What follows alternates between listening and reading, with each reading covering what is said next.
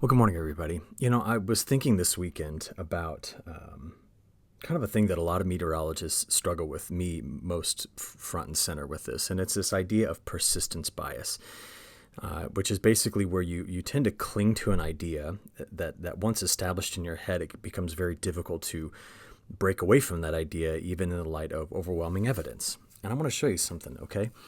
I'm going to go back to a talk. I give about 100, 105 talks a year around the country about weather risk in production agriculture. And I'm going to take you back to a talk I gave in March. At the very beginning of that presentation, I showed this animation. It was this massive storm system on March 14th, kicked off just a tremendous amount of severe weather. And it created this thing in the background here coming out of New Mexico and Texas and Oklahoma. It was just this massive dust storm. And all throughout winter, we had this thought process going that there were a lot of signals pointing toward me telling people that watch my content or come to these talks that there was risk here, that area, the midsection of the country, primarily here with drought this summer, this spring and summer. And I want to show you how difficult it is to break that persistence bias, at least how difficult it's been for me. So let me just show you a couple things.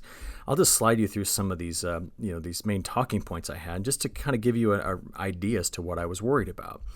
We can go here, right? I said, hey, if we're going to have a problem in the midsection of the country, I went out and picked out some nasty years from July to August and said, what happens? They tend to get an epicenter of drought that happens right in the midsection of the country. And heat that tends to accompany it right in the same spot. And so we know that story. And I said, well, what does it typically take? Well, it takes a redistribution of our jet stream pattern, right? It has to move north and slow down. So we tend to get this triple ridge setup where there's a ridge north of Hawaii, a ridge over the Great Lakes, and the Bermuda High, which I harp on all the time, drifts off toward England or Iceland. It's just not where it typically is between the Azores and Bermuda. And I said if there's any sort of preseason signal, it mostly is dominated by Gulf of Alaska ocean temperatures, the ocean temperatures across the North Pacific on the whole, cold water off the Baja, and usually, if there's another signal along the equator, it has to do with a fading La Nina, right? Post-La Nina years tend to have more of these momentum loss scenarios. And I always made a point, I'm like, look, El Nino, La Nina in summer, now that's not true in winter, but in summer, we don't really have a strong correlation with yield. I said, well, what's more important are these ocean temperatures off the Baja or the Gulf of Alaska. And if you watch me talk, I went over all of this. And it basically arrived at this conclusion, right? If we're talking about central U.S., okay, those really hot, dry summers, the Bermuda High drifts. And the summers where it stays really wet, it stays home. And it just opens, much of the country to Gulf moisture. I mean, that's the narrative we've been pitching. And I gave some examples. I'm like, hey, you don't want to know what happened in spring of 23 when this whole region went extremely dry. Well, the Bermuda High shifted. It went way out to the open, Atlantic, and this big Great Lakes high took place. We had really wet conditions all around that high, right? We always watched the perimeter of high pressure cells. But I came down to this. After giving all these examples, I said, here's what we need to do. I said, you got to watch here. That's going to be the signal. So back on March the 9th, we had fading La Nina. We had cold water in the Baja. We had, this area warm. And I just said, that's going to be our test. And I always showed this slide. I said, historically, if you're really thinking about Corn Belt, which I live in the Corn Belt, so that's always front of mind for me. I said, early June, somewhere around now, we tend to get this separation, where the Gulf of Alaska, if it warms, it tends to lead toward higher yield. And if it cools off, it tends to lead toward lower yield, right? That was the narrative. And then you say, well, what was already working against us? Well, this was how dry it was last fall, right? That's October 30th. Look at the soil moisture values. And we knew this. We went back and reconstructed and said, well, what happened in the following May to Augusts on composite when you had a really dry fall? And it got hotter in through here, and it got really dry through there. So we had that going with us. We also said, well, even though La Nina isn't this dominant factor in summer, winter, yes, but not in summer, I said we come out of a La Nina and get into neutral, which is what the forecast was. Well, what happened in those summers following that? We said, well, all right, well, we tended to be drier here, May to August, and we tended to be hotter in the central part of the United States. And so what I did was I put a number on it. I said, statistically, in this part of the country, that's a 60% chance of developing and maintaining the type of drought that can start to really eat away on yields in the midsection of the United States. But I was very clear, at least I thought I was, that the call time is going to be June. It's going to be mid-June to know if this is going to happen. And then I gave cases and points where we got it all wrong. I said, well, we have to look at the other side of that 60%, which is the 40% chance you're wrong. And my case study was always 2009. Because my goodness, if you showed me this in January of 2009, cold, cold, cold, right? That is the signal for major summer drought. But by June, take a look. If those ocean temperatures all warm up, you don't have a problem with sustaining low pressure and storm systems and keeping the Bermuda high at home. All right? So with all of that, just remember that was 100 talks I gave, or that was in the back of my mind, right, that this was going to be the case. You can then understand why, as we went through the spring, I was like, I'm waiting for these things that I thought could happen. This 6 in 10 chance of it happening was going to be there. But instead, we went from a drought monitor that looked like this in March, right? Okay, which was still widespread coverage, except for, maybe the Ohio River Valley, lower Mississippi River Valley. That was about it, to a map that looks like this now. There we go. There's your current drought monitor. Let's just go ahead and blow this up so we can see things better. So all of that evidence, just was pointing toward watching a few things. And back, by the way, even in March, we still had all of fall's drought giving us problems. These were our subsurface soil moisture values. They were extremely low in the midsection of the country. They were low in Texas. They were low in the southeast, up the mid-Atlantic. They were higher around the eastern Great Lakes, and they were higher in the northwest. But this is what we saw. But what's happened since then? Okay, if our lesson has been, what is the atmosphere and ocean coupled system going to tell us? Well, that is the most important signal, in my opinion, based off of the work I do, that we've brought that risk down in the midsection of the country, plus all the spring rain. So you want to see how much it's changed in the last week? That's the week from the 7th through the 14th, looking at the ocean temperature change. It's gotten much warmer here, and it's gotten much warmer there. Now, what does this mean? Does this mean drought is off the table? No. Please listen carefully. This does not mean that our drought risk is off the table. It's just changed. And what has spring taught us? Spring has taught us that the precipitation pattern has been highly anomalous over both geography and time. And so that's what I'm concerned about happening going forward. So where have we been in June? Well, we've seen the atmosphere plant a relatively large ridge here in the upper atmosphere, one that's here and one that's here. But this Bermuda high has been expansive, and a piece of it is extended here. And as a result, we've had no trouble just drawing moisture into this area. That Bermuda high has not drifted off far enough as we get into June for there to be any sort of a declaration that this is going to be a problem. And here's what it looks like down at the surface. So far in the month of June, there's been high pressure here. Okay, this is now near surface, and there's the Bermuda high. Now, if I showed you these warm colors way up here, this would be an entirely different conversation we're having this morning. But I mean, we see this, and the net effect of all of that is that high. See this one? Look how dry it's made it in this month of June so far in the northwest. I mean, we've had some big storms that have come through, parts of Idaho and Montana, but it's been very, very dry. We've been drier across the northern tier of the U.S. And to be honest, at a few of those talks, I said, if you forced me to hone down an area that I was most concerned about, it was going to be this region. And I had latched onto a year, 2006. It's not a perfect analog, but that was a year that I was really concerned about. This year getting really hot and having regional drought issues by the time you got to the end of summer. Okay, but where we currently are is this area has been drier, and so is that. A little bit of interior dryness in the month of June here, but overall, the Gulf has been open, and it has kept things very wet in these regions. And even, last Friday, what did I tell you? I said Friday, I'm worried about, this area right in through here going drier over the next 14 days. And then I wake up on Sunday morning, and it is storming like mad in this area. Just a huge area of storms went through there. So what are we watching, right? I've been making a case. It is all about the Bermuda high. And let me just play it for you. You keep an eye on it, right? Let's get this going. There it is, right here. And over the next, 15 days, it does not stray too far from this area. So what's the net effect of that? There's transport of both Saharan dust, but also moisture out of the Caribbean into the Gulf. There is a wave train, systems rolling through the northern tier of the United States, and they're able to access quite a bit of moisture from the south.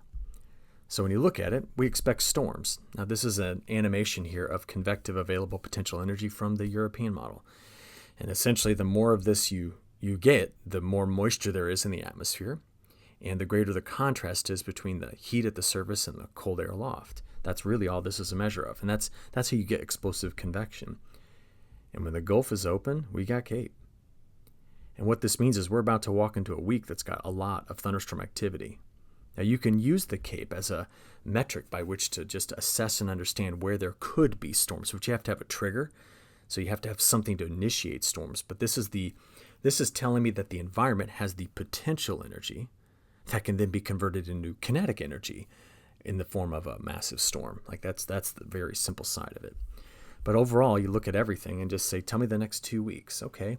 Am I worried about getting hot and dry and windy down in the southern plains? I still am, but I'll be honest, those storms over the weekend that hit this area, if you had asked me about them on Friday, we knew there were chances for isolated storms, but I didn't even put them as a main point in the video, did I? I said, no, I think we're going to go pretty dry, especially in the Texas Panhandle. But over the next 2 weeks, I see a couple of issues.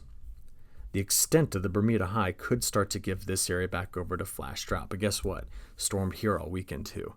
We've had better storms into parts of Florida lately, which means we have time. You start to see the dryness here. Yes, I get concerned. Are there pockets around the Red River Valley of the North going up to Lake Winnipeg? Maybe. But this is just one simulation of this model. But I see a lot of green. And I want to remember that this is an area that as of late has had a lot of wet weather. If you need another reminder, this is what I'm talking about. Okay? So how about it? Over the weekend, we saw, the last 72 hours, a lot of storm activity across a broad section here of the United States. And then we saw this. Squall line went through here. It went racing through this area. And then storms just blew up coming off the Front Range, including some hail up here in Montana. Just look at this. Watch this yesterday.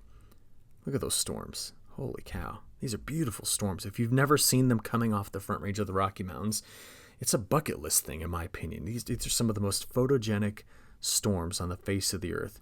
In fact, I know that people love to chase in, the Central Plains, but if you ask me where the most photogenic storms, in my opinion, in the world are, they're in New Mexico and in Montana. And just look at these suckers ripping off the mountains. And then look down here. Good storms coming on the sea breeze in Florida. Isolated storms throughout the southeast. And we had some cloud cover in the Midwest, storms in Iowa. We need every bit of this. Now, some of these storms were a bit nasty. Just looking at some of the hail coming off the Front Range over the weekend, a lot of hail out of these storms and some straight line wind damage. They were problematic. But overall, they're dropping moisture as well. So where do we sit today? 6:10 a.m. this morning out west, we have excessive heat warnings. That's what these outlined counties in white are. We've got issues with heat advisories. We have red flag warnings. Then we have flooding in these areas. Stronger winds in the midsection of the country is something we do need to talk about. But what I'm most concerned about is just take a look at this mid-level pattern. I'll tell you why. There's all the heat risk down here. Look at the ridge where it's anchored. This is just a temporary high-pressure cell. The flow rolling over the top of it, multiple short waves. Look at that. That'll come off on a ridge runner right there. We're going to keep a close eye coming off of several different areas. But just let me step you up here, or step you down. This is now at 850, so we're about a mile above our heads. A good level to look at transport of moisture. And just there it is. And there's a little wave here, and there's a low there. But, that is not the pattern to be screaming to you today about drought. So what's the story here? What am I trying to say? Do not hear me say that all drought risk is off the table for the 2025 growing season. No, it's just not now. And now is important. So I'm talking about that broader area that I made a call on earlier that had the greatest risk.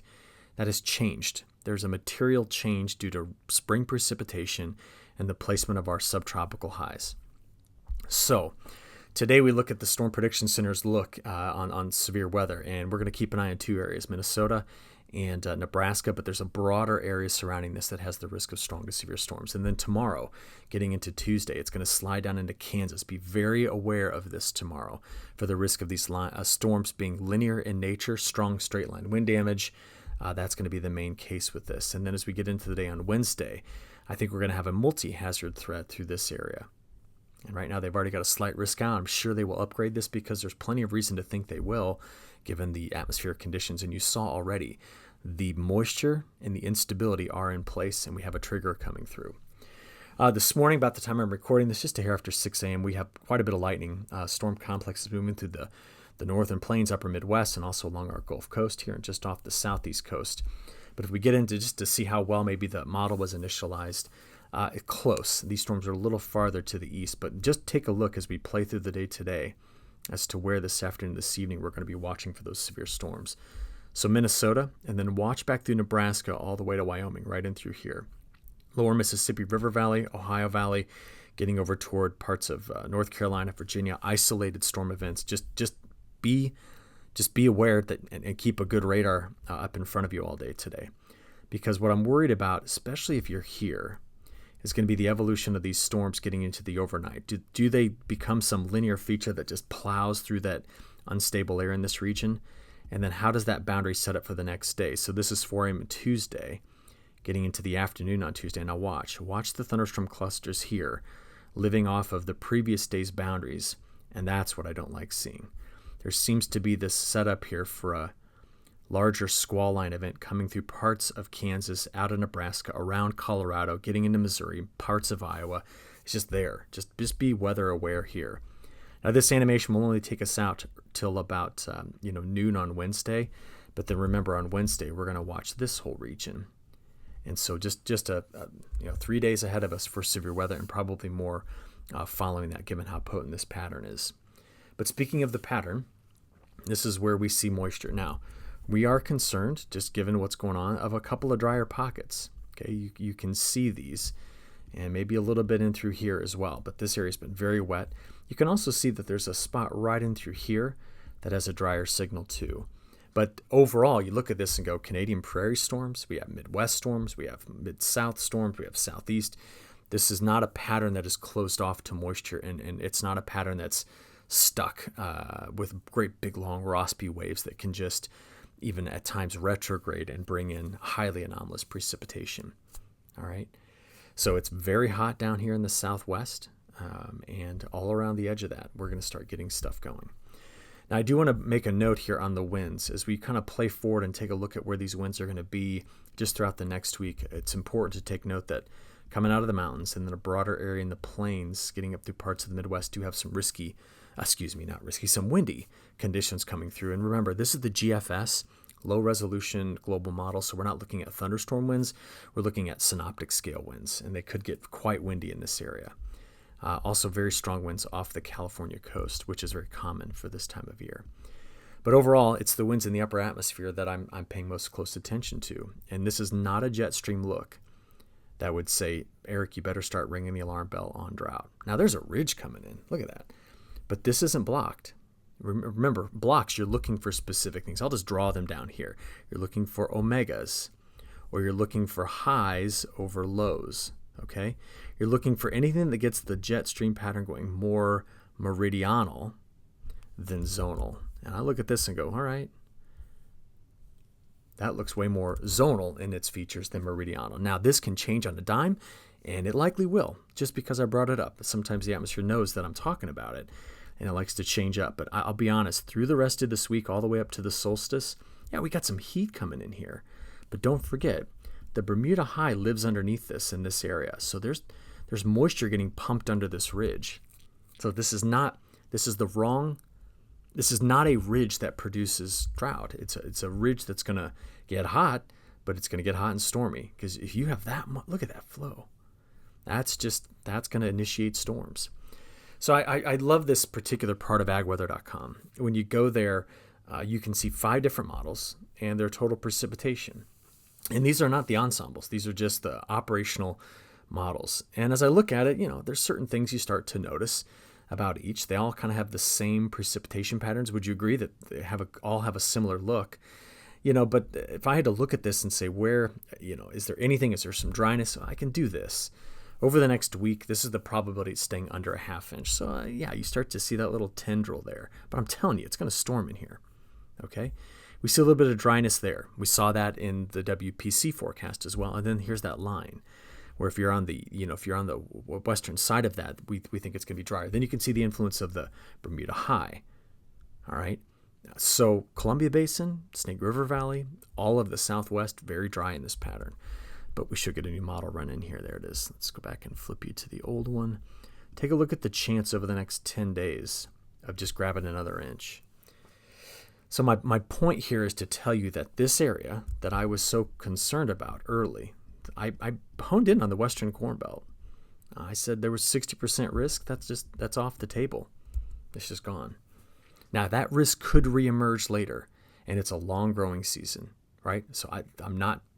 This isn't a removal. It's just, hey, we're in mid-June, and the ingredients that come together to take us way off of trend yields for the crops grown there, it's just not in play yet. That's the main story, okay? Now, if we look out there beyond this, I want to show you the upper level high pattern. There's a couple of things that are interesting about the next 15 days. So, where's the Pacific high? There. Where's the Bermuda high? Well, it's sitting somewhere in this vicinity. So we're getting flow that just rips this. So the United States, boy, western troughs, eastern ridges, that's an active pattern. And you saw it. Next 3 days are going to crank in the midsection of the country. Look at this, though. This gets a little more highly amplified. See the bigger sizes of the troughs and ridges, especially if we're going over Europe? That's something to be paying attention to. Because in the United States, look at all of our models, 1, 2, 3, 4. I'll just pick on the European just to give you an example. It's got storms in through here. Now, we're drier in the southeast, but for a while, it's okay. We can get a little drier here for a little while. They've been so wet. Florida, not so much. Are we concerned about a few pockets? Yes, but there's a lot of green on this map. But take a look at what's going on over in Europe. Next 10 days, where that ridge sits in, from Central Europe all the way over here. This is the Black Sea, so that would be this would be Ukraine. Very dry in the eastern 2/3 of Ukraine, according to the models. And if you go back, you can also see there's some ridging that's happening like over Mongolia. And we're pretty dry in that region too, including parts of the North China Plain and parts of the Manchurian Plain. Now, these are major agriculturally productive areas here and here. Meanwhile, the Mayu front sits right north of the Yangtze, and along the Yangtze, though, we're looking drier in this particular area. So there's a lot going on internationally with this pattern too. So we come back to one other thing with this pattern. If we were going to start to see major issues, which I showed you at the beginning, it would also have had to have been hot already. And to be honest with you, when you look at the entirety of May 15 to June 15, the heat was way down south and way in the southwest.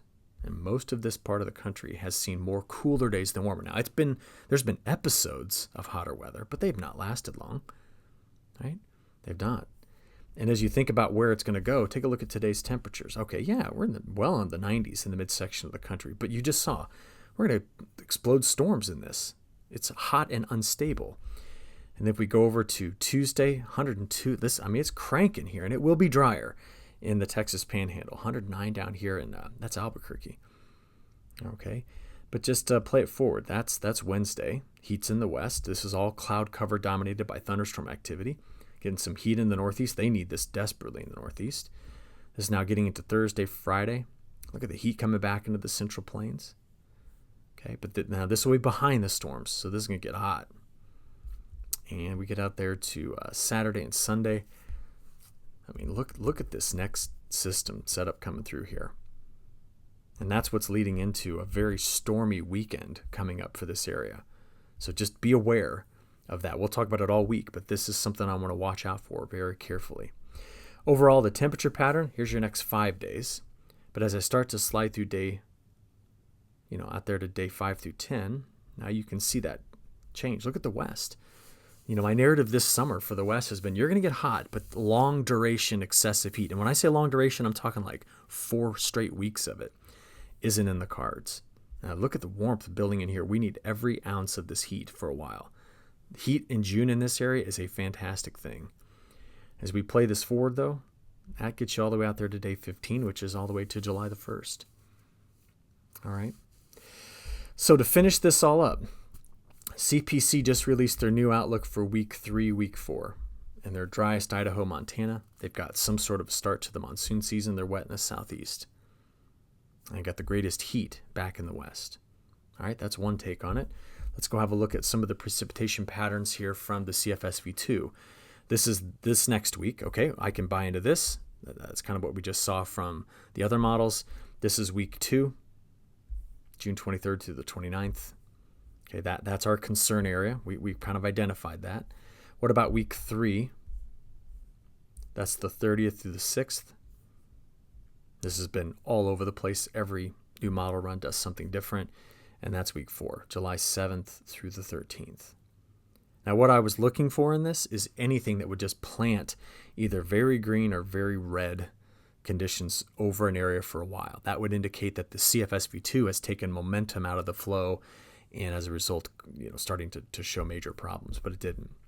So then we say, well, what's going on with these other features? Matt and I talk extensively about the MJO for the longer range, and it seems as though the MJO, okay, see this right here, is going to try to be in this kind of phase 3, 4, 5 for a while, maybe. MJO is not a dominant signal in summer. Winter, fall, spring, yes, but not in summer. So I look at that and say, well, we know a couple of things. If we're out here, phase 4, this tends to give us more southwest ridging historically. Okay, but that's not a Minnesota ridge. And you can look at all of these and they just kind of tend to be there. Okay? And then if you look at Paul Roundy's 100-day constructed analog, sorry, I'm going to blow that up so you can see it. Toward the end of the month, see it's got a little bit more ridging here and troughing there. So this is still not, if you're going, where's triple ridge? 1, 2, 3. These are not in the phase to make major drought in the midsection of the country, right? We'd have to take this one and shove it over there. That one comes in the middle section of the country, and this one goes right north of Hawaii. So speaking of all of that, here's what the pressure pattern looks like from the European. Now, the European model, this is a 7-day sliding window of pressure anomaly. So the colors are not temperature, they're pressure. And if you look at it just going forward through the end of June, it still has an expansive and strong Bermuda high, and it's got a larger, more expansive Pacific high. We get into July, it still wants to do the same thing. Watch the Pacific high drift. Watch the Bermuda high strengthen here. And because of that, as we get out to these months, this month, this time period of, I'll just stop it there. That's July 21st. If we look at the 30 days ending on July 21st, okay, because it lets those high pressure cells drift, it still goes over dry here. And it's still dry there. Very active Indian monsoon. And I want to make a case here to tell you that, yes, I like the European model. I think statistically it's a good performer. But it's given us this look for a long time. And it's not yet, it's just not verified very well. That longer term look from the European is not verified. And by the way, nothing else has done well either, including me. My biggest problem, as I started off with, was my persistence bias from my winter talks. So I'm going to tell you what I'm going to be watching. The ocean temperatures are going to be key. That's certainly warming right now. Momentum is key. We lost it for a little while here. Okay, that's when the momentum drop happened. But if we're going to see major drought episodes, this has to come back and slide a little bit farther into this area, and this line just has to plummet down here. And I'm going to give you one last thing to think about. The newest update just came out from the IRI Multi-Model Probability Forecast Group, and this is their new July, August, September outlook. That's precipitation compared to average.